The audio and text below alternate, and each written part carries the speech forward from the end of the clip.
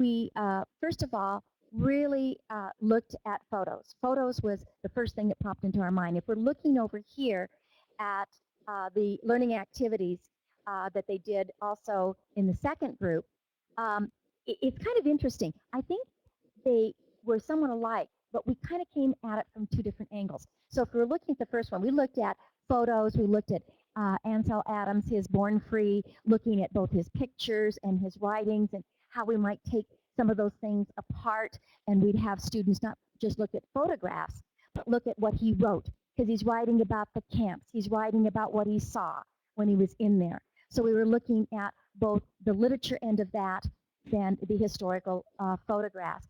Then we also decided that it was very interesting to us from looking and participating in what Fran did on the drawings and the photos and the watercolors. So that really implanted itself in our mind.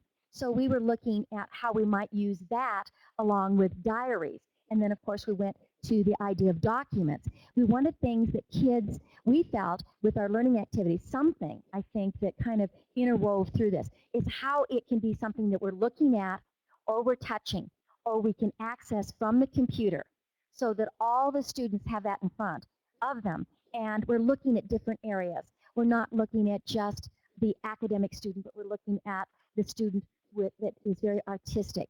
And at the same time, when we looked at the learning activities, how sometimes, and we're talking about this also, children start out in elementary school being very artistic and really getting into that. By the time they get to high school, they either, if they're very artistic, they continue in that line, but most students don't. And how we could plug in some of these areas that they haven't had a chance to really work with.